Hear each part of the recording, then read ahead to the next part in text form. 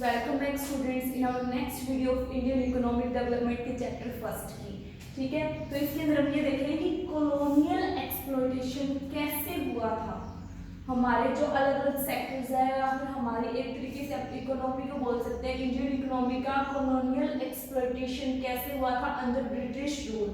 तो इसमें क्या था कि when a country control the internal affairs of another country then the controlling country is in a position to design the economic policy related to the various economic activities। कि क्या था कि जब एक कंट्री दूसरी कंट्री के जो internal affairs है उसके ऊपर कंट्रोल करना चाहती है या उसके लिए पॉलिसीज डिजाइन करती है, तो उसको हम कहते हैं कॉलोनियल एक्सप्लॉयटेशन करना। एक कंट्री दूसरी कंट्री के इंटरनल अफेयर्स पे कंट्रोल करना चाहती है और उनके जो इंटरनल अफेयर्स है उनके बारे में क्या करती है, ये पॉलिसी डिजाइन करना चाहती है। ठीक है, जो पॉलिसीज है वो डिजाइन करने लगती है, तो उसको हम क्या कहते हैं, कॉलोनियल एक्सप्लॉयटेशन कहते हैं। अब इंडिया के अंदर ब्रिटिश रूल स्टार्ट होने के बाद कैसे कॉलोनियल एक्सप्लॉयटेशन हुआ उसको हम इसके अंदर देखेंगे। ठीक है, तो फर्स्ट देखिए colonial exploitation of agriculture sector, colonial exploitation of industrial sector, colonial exploitation of international business जो है इंटरनेशनल सेक्टर।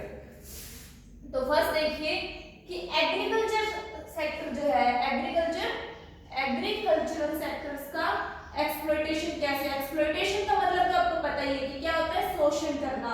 ठीक है, तो अब इसके अंदर देखो जब ब्रिटिश रूल्स हमारे यहाँ पे स्टार्ट हुए, ब्रिटिश गवर्नमेंट आई, तो उसके उन्होंने क्या किया कि जमींदारी सिस्टम से जो एग्रीकल्चर को एक्सप्लॉयटेशन करना शुरू कर दिया। अब देखिए कैसे उन्होंने क्या किया, जमींदारी सिस्टम शुरू किया। जमींदारी सिस्टम में उन्होंने क्या किया कि ओनर्स बना दिया जमींदार को। ब्रिटिश गवर्नमेंट ने, जैसे मान लो ये ब्रिटिश गवर्नमेंट है, तो इसमें क्या बोला कि ओनर्स है, जो जमींदार है वो क्या है, उसके ओनर्स, और जो लैंड है उसके ओनर्स कौन है, जमींदार है। ब्रिटिश गवर्नमेंट ने बोला है कि ओनर्स जो है लैंड के वो जमींदार हैं, लेकिन अब इसके बदले में ये कोई फिक्स अमाउंट या फिक्स पेमेंट ब्रिटिश को करते रहेंगे। इनको मालिक बना दिया, लेकिन अब ये फिक्स पेमेंट, फिक्स रेंट मान लो, एक तरीके से टैक्सेस मान लो, वो इनको ब्रिटिश को देते रहेंगे। और इनको ये बात भी बोल दी कि हमें आप इतनी फिक्स अमाउंट दोगे, पक्का दोगे, लेकिन आप जो टिलर्स से काम करवाओगे, टिलर्स वो होते हैं जो इनकी जमीन पे काम कर रहे थे, मतलब जिन्होंने एक्चुअल में उस जमीन पे काम करना है वो टिलर्स है, कि आप टिलर्स से कितना भी काम कराओ, कितना भी उनका एक्सप्लॉयटेशन करो, शोषण करो, सारे दिन काम कराओ, जब मर्जी काम करो, कोई दिक्कत नहीं है। ठीक है, उनको आपने जितना पैसा देना आप दो, जो भी आपका सिस्टम है, हम आपको कुछ भी नहीं कहेंगे, बस हमारे पास हमारी ये जो फिक्स अमाउंट है ये ब्रिटिश के पास आ जानी चाहिए। जमींदार को ये बात बोल दी कि मुझे फिक्स अमाउंट मिल जानी चाहिए, तुम चाहे टिलर से कैसे मर्जी काम करवाओ। ठीक है, तो ये सिस्टम इनका चलता रहा। अब इन्होंने क्या किया, जमींदारों ने टिलर्स का फुल शोषण शुरू कर दिया।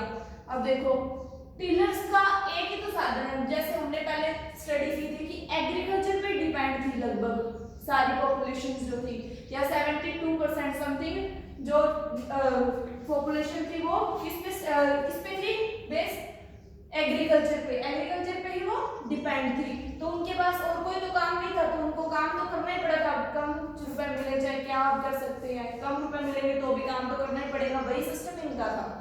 ठीक है, कि टिलर्स को काम करना पड़ता था चाहे उनको कम रुपीस मिले, और जमींदार जो है, ये जो ओनर्स है, ये इनको इतना ही पे करते थे जितना बस वो जी सके, जिंदगी काट सके, जी सके बस। ठीक है, और ज्यादा इनको पैसा नहीं दिया जाता कि ये सेविंग करे या कुछ अपना और ज्यादा मतलब बढ़ाए कुछ, तो ऐसा कुछ भी नहीं है। सिर्फ इनको जितना इनकी जिंदगी चलती रहे, जीने के लिए जितना जरूरी है उतना इनको दिया जाता था टिलर्स को। ठीक है, तो इसके कारण क्या हुआ कि टिलर्स बेचारे काम नहीं करते रहे, लेबरर के लेबरर बन के रह गए, पैसा इनके पास आए नहीं और ये मजदूर बन के ही रह गए। इन्होंने कुछ अपना विकास नहीं किया, अपना विकास नहीं हुआ। और जो ज्यादा पैसे बचते थे जमींदारों के पास, उन्होंने क्या किया, उन्होंने लग्जरी लाइफ जीनी शुरू कर दी, लग्जरी गुड्स पे वो अपना पैसा लगाने लगे। काम इन्होंने भी नहीं किया कुछ, इन्होंने मतलब एग्रीकल्चर के लिए, एग्रीकल्चर की डेवलपमेंट के लिए तो कुछ करते ही, इन्होंने वो भी नहीं किया। ठीक है, तो हमारा एग्रीकल्चर सेक्टर जो है उसको एक्सप्लॉयटेशन कैसे किया गया, जमींदारी सिस्टम के कारण। जमींदारों को बोला गया कि ओनर आप हो लेकिन तुम्हें फिक्स रेंट देते रहना, और टीलर से जैसे मर्जी कराओ, उनको चाहे पेमेंट दो या जितनी मर्जी दो, हमें कोई दिक्कत नहीं। ठीक है, तो इस तरीके से ये लोग जो है लग्जरी लाइफ में पैसे बिताने स्पेंड करने लगे, और ये टीलर्स क्या है, गरीब के गरीब ही रह गए।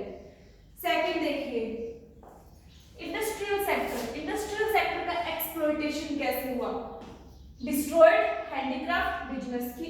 जो हैंडीक्राफ्ट बिजनेस हमारा जो चलता है, देखो एग्रीकल्चर की तो हमने स्टडी कर ली कि 72% के जो पर्सन थे वो इस पे डिपेंड थे, पॉपुलेशन जो थी। अब कुछ इंडस्ट्रियल सेक्टर पे थे कि मैंने आपको लास्ट वीडियो के अंदर बताया था कि वेल नोन है, ये अच्छी तरह से जाने जाते हैं अपने हैंडीक्राफ्ट वर्क के लिए, अलग अलग कंट्रीज के अंदर जाने जाते थे। लेकिन जो ब्रिटिश सरकार थी, ब्रिटिश गवर्नमेंट थी, वो थोड़ी ना चाहती थी कि इनकी डेवलपमेंट हो। तो इन्होंने क्या किया कि अगर आप बाहर यानी फॉरेन कंट्रीज के अंदर अपना हैंडीक्राफ्ट वाला जो बिजनेस चलाना चाहते हो या फिर आप एक्सपोर्ट करना चाहते हो, तो आपको ज्यादा टैक्सेस देने पड़ेंगे। तो इसके कारण ये फॉरेन में सामान नहीं बेच पाए। उसके बाद में डोमेस्टिक लेवल पे भी इनका बिजनेस खत्म किया गया। वो कैसे खत्म किया गया, टैरिफ फ्री इंपोर्ट करके, कि यहाँ से तो रॉ मटेरियल ले जाया जाता था, इंडिया से ब्रिटेन रॉ मटेरियल ले जाया जाता था, वहां से फिनिश्ड गुड्स जो मशीन में गुड्स है वो भेजी जाती थी। ठीक है, तो वो भेजी जाती थी, तो मशीनों वाले जो गुड्स थे, उनके प्रोडक्ट्स थे, वो थोड़े चीप थे, उनकी वो सस्ते थे और ये महंगे थे, और इन पे टैक्सेस वगैरह भी बढ़ा दिए गए। तो लोगों ने क्या किया, उसको प्रेफरेंस देना शुरू कर दिया, अपनी डिमांड को उन्होंने क्या किया, चेंज कर दिया। ठीक है, उन्होंने डिमांड को चेंज कर दिया। तो इसके कारण क्या हुआ, जो हैंडीक्राफ्ट वाले बिजनेस थे वो सारे बंद हो गए, ना ही तो उनका डोमेस्टिक लेवल पे कुछ सेल हो रहा और ना ही उनका कुछ जो है इंटरनेशनल लेवल पे सेल हो रहा। तो इसके कारण इंडस्ट्रियल सेक्टर जो थे वो बंद होने लगे। लोगों के पास पैसा नहीं था, सिर्फ जमींदारों के पास ही पैसा था, लोगों के पास पैसा नहीं, कैपिटल नहीं, तो वो अपना बिजनेस नहीं स्टार्ट कर सके।